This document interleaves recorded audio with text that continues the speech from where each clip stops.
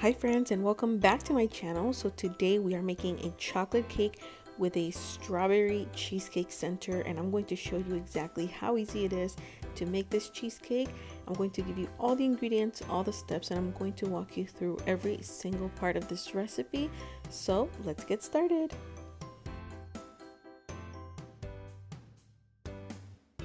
Now here are all the ingredients that we are going to need. You are also going to need either a magic bullet, a ninja, or a blender. In this case, I'm going to use my bullet blender because my actual blender is in storage. The secret ingredient here is also the Master Elite Red Rose Dust. You are going to see me use the hot pink later on in the video, but make sure that if you are using powdered food coloring, you choose the Sugar Art Master Elites. So we are going to start by adding in 8 ounces of cream cheese into our blender. Make sure that this is at room temperature. I'm also adding in 3 large eggs.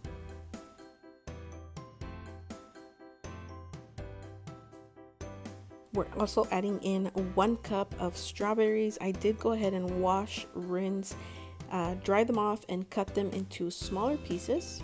I have 1 cup of half and half. And we're adding in 3 tablespoons of flour. This is all-purpose flour, and the reason for the flour is so that our cheesecake is a lot easier to cut and it's not too creamy and crumbly.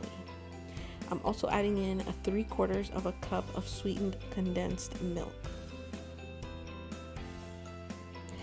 For this next part, I am going to go ahead and add in Amaretti wild strawberry flavoring. I added in 1 tablespoon. If you're not able to get your hands on this, definitely add in strawberry flavoring that you can find at your local grocery store. I just feel like this adds a little bit more flavor to the natural flavor of the strawberries.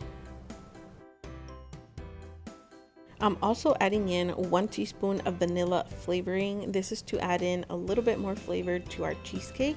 And here is the hot pink from the Master Elite line from the Sugar Art. If you look down in the description box, you will find a discount code for their website that you can receive a discount for. The discount code is verycherrycakes. And here I am using a 1/4 teaspoon measure, but as you can see, I'm only adding a tiny little bit, maybe a 1/16, and that's going to color my cheesecake a lot. Maybe a little bit too much, but the color turned out beautifully. Again, the line is from the Sugar Art, their Master Elite line, and it is used to color batters, cookie doughs, royal icing, or buttercream. So once we have all of our ingredients in here, we're just going to go ahead and mix in our blender until everything is fully dissolved, fully mixed, and until you see that everything becomes a uniform color.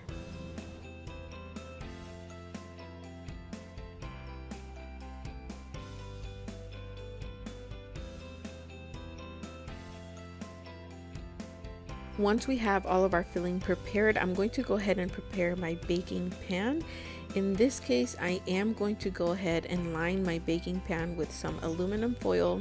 You can also use a non-stick springform pan to release your cheesecake a little bit better. I just wanted to make sure that the center of the cheesecake was exactly the same size as my chocolate cake, and this is also the pan that I will be using to bake my chocolate cake in. So just go ahead and make sure that you line this with aluminum foil. Make sure it overhangs just a tiny bit, and once you have that ready, go ahead and spray it with non-stick spray just to make sure that once it's baked, it is easier to release. Now that we have prepared our baking pan, we're going to go ahead and just simply pour in our mixture into the baking pan.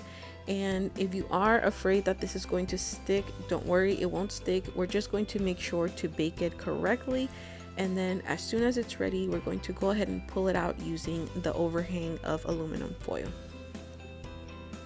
To bake this, we are going to be using a water bath to prevent any cracking and to prevent any craters. So I did go ahead and use a slightly bigger pan covered halfway with water, and that's how I'm going to bake it at 325 degrees Fahrenheit for 1 hour.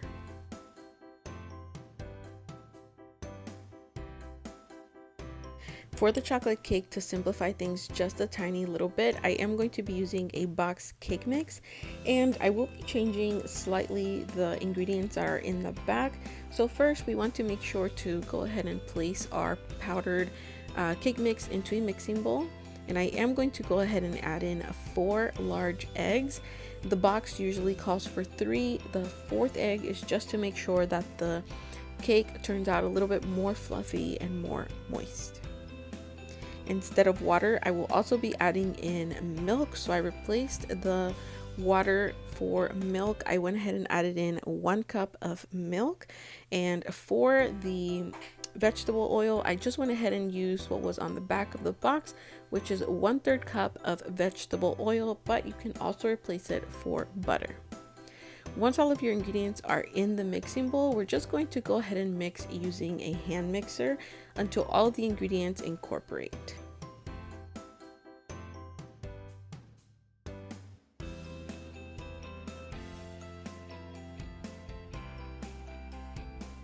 Once we have our batter ready, I'm going to go ahead and split it into 2 baking pans.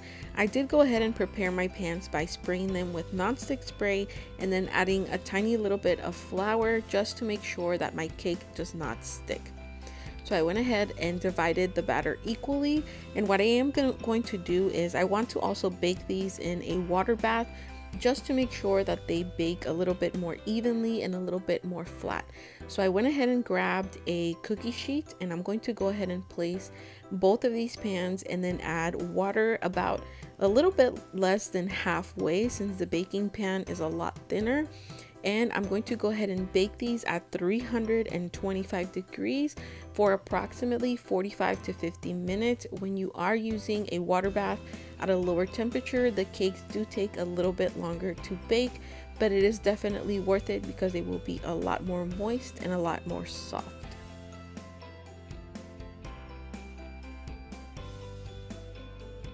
While the cheesecake is cooling and the cakes are baking, we are going to go ahead and make our buttercream. So I did go ahead and start with 1 cup of unsalted butter. This butter is at room temperature to make sure that it incorporates a lot better. And I am going to go ahead and whip it until it creams, which is approximately 4 to 5 minutes. Then I'm going to slowly start adding in 4 cups of powdered sugar. That's the total amount, but I did go ahead and add it in steps just to make sure that everything incorporates before adding in all the sugar. I'm also adding in 1 tablespoon at a time of milk. You can also use heavy cream, heavy whipping cream, or half and half. For this, I ended up using a total of 3 tablespoons of milk or heavy whipping cream, just to make sure that the butter and the sugar were able to incorporate before adding in too much liquid. Once you have added in all the milk that you need to and all the sugar and it is incorporated, go ahead and add in 1/4 cup of powdered cocoa powder. I am using the Hershey's Cocoa Special Dark. You can use regular cocoa powder. And I'm also adding in 1/4 cup of melted chocolate chips. To melt the chocolate chips, I added in the 1/4 cup of chips into a little microwave safe bowl, and I added in 1 tablespoon of milk and melted them at 30 seconds, no longer than that, because then your chocolate is going to burn. So while that is melting, I went ahead and just mixed all of the ingredients that I have in my mixing bowl, and you do want to start off slowly with the cocoa powder because it will fly all over the place. While that's incorporating, we're going to add in 1 teaspoon of vanilla. Yes, vanilla, because the vanilla is going to help bring out the chocolate flavor.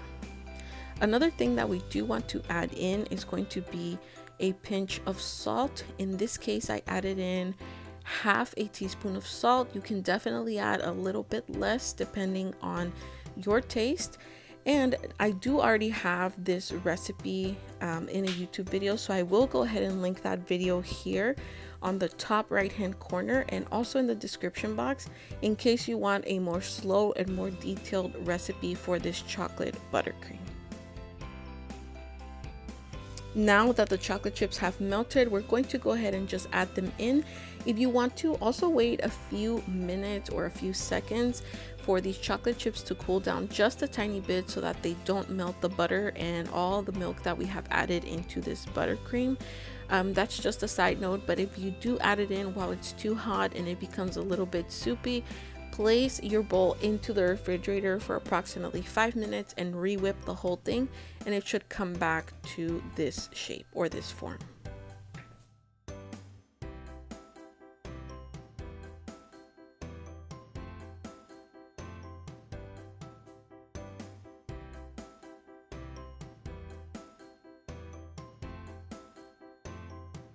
Now that we have everything baked, we are going to begin to assemble our cake. So I'm going to begin by adding in one layer of the chocolate cake that we made.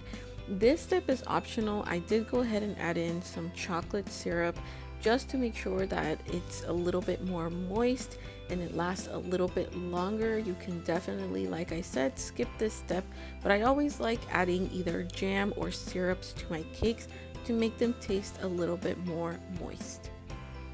Now here we have our cheesecake center, and I'm simply going to take it and place it on top of our chocolate cake. For this next part, this was not a great idea, but I figured that I would show it to you anyway in case you ask in the comments.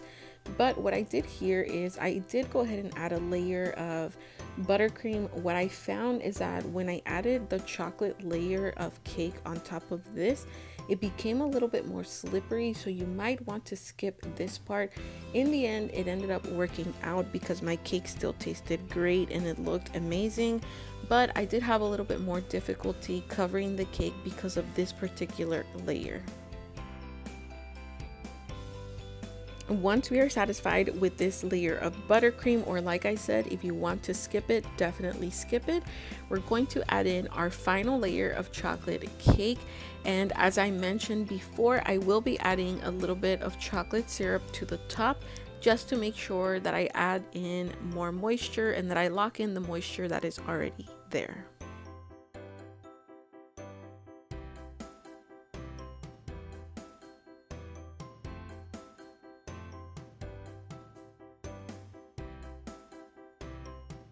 And to cover my cake, I'm simply going to add a crumb coat. So I'm going to add in a little bit of this chocolate buttercream all around just to make sure that we seal all of the layers of cake and cheesecake in this cake to make sure that they are a little bit more sturdy. So as I mentioned before, I did have a little bit of trouble covering this cake because the top kept sliding around due to that buttercream layer between the cake and the cheesecake. So what I ended up doing is I ended up doing a crumb coat and then placing this cake back into the refrigerator for approximately 40 minutes just to give the butter in the buttercream a little bit more time to harden, to make it a little bit easier for me to cover. So if you are having trouble covering this cake, just make sure to do a crumb coat and place the cake back into the refrigerator so that it can harden a tiny bit.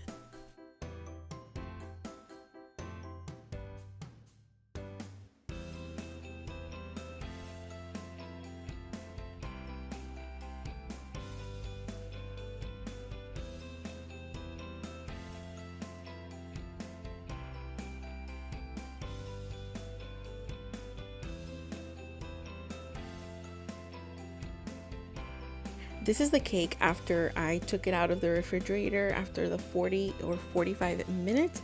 It is a little bit easier to work with now, and as you can see, the crumbles and all of the crumbs are not pulling off as they were before. So I'm going to go ahead and add in my final layer of frosting. Remember to have fun with this cake. It doesn't have to be perfect, but it can be. In this case, what I wanted to do was just to add in the final layer and leave it looking a little bit more rustic, because I am going to end up adding chocolate sprinkles on the bottom edges, and I'm going to add in some swirls at the top. So definitely for this last part, it doesn't have to be perfect. Remember that the best part is how it tastes and not so much how it looks.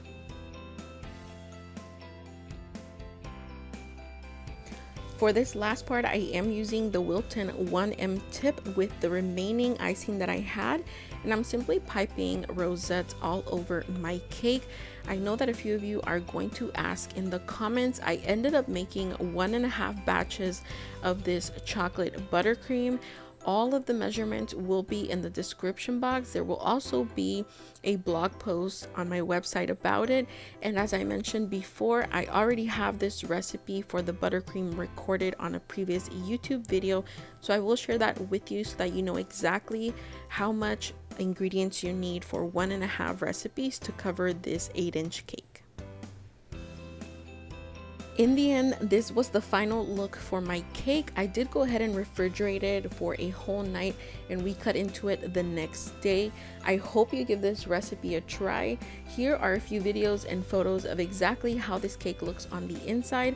I do have to say the cheesecake is not too sweet, but what gave it the sweetness is the buttercream, so you can definitely alter the sweetness of the cake, the buttercream, or the cheesecake to fit your liking. Definitely let me know if you try this recipe. Thank you so much for watching. Don't forget to share this recipe with a friend, hit the like button, and leave me a comment with your questions, and I'll talk to you next time. Bye.